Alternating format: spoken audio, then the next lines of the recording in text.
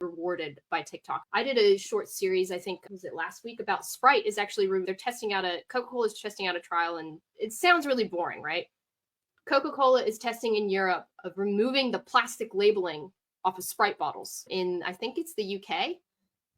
And I replied to one of the comments using a video, and that video has done so much better than the original video of going through why I think this is a bad idea. It's not necessarily a rebrand, but I think there's a lot of brand recognition that's going to be lacking from it when you remove the Sprite label from the bottle. And the video comment about that goes off of that TikTok is done so much better.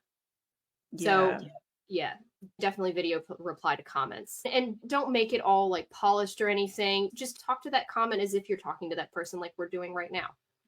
Yeah, like you were dropping someone a voice note in reply to a question. Yeah. And I've had the same experience as you. When I've done a reply video, it's worked really well.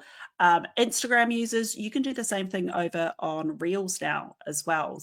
Yeah. Instead Okay, of cool. typing a reply, you can create that little video reply. Yeah. Okay, so with that in mind, this is what we think you should be trialing out for yourself. Again, everybody's audience is different. They like different styles of content. You like creating different styles of content. But here's what we think you should at least try out for yourself for TikTok going into the new year.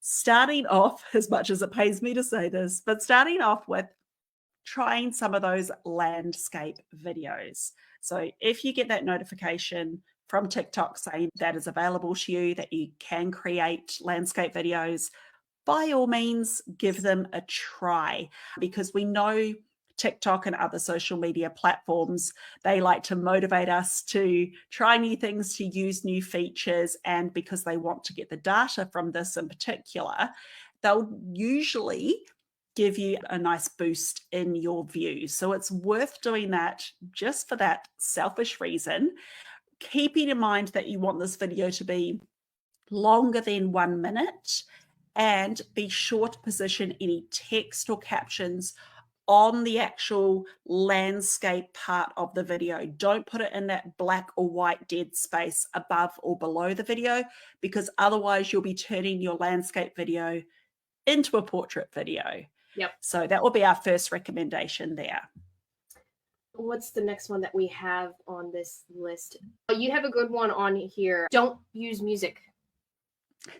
But don't rely on it. Don't rely on it. So use your own audio. And I have noticed this quite a lot. If you are going to be speaking in your videos, maybe don't put any music in the background, because you really want the person to focus on what you're saying. And just don't rely on that trending music, because who knows, it might actually get banned. Or if you want, go and find artists that are from TikTok Sound On. Go and find those original artists and support them. I think, what are ones that we've got on here? Dance Out of My Head by Kat Janice. It's got a beautiful story behind that song. Apparently, and all the revenue that's from that song is going to the 7-year-old son of the artist who's losing her battle to terminal cancer.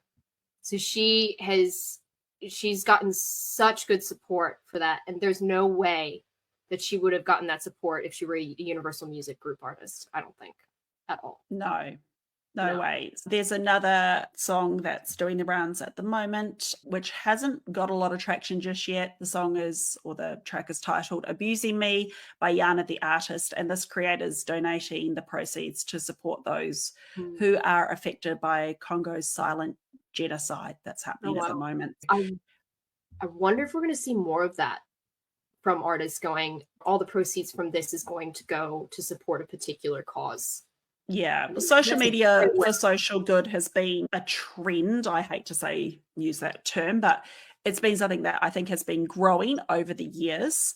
And yeah, if there's ways that you can support causes that are important to you through your music choice, absolutely. But yeah, I would say, and this is something I say to my clients all the time, don't rely on trendy music. If you have really important business critical content or messages that you want to get across to your audience, you are best just to Film yourself talking to camera and share those messages in your own unique voice, sharing your own stories, experiences, and thought leadership.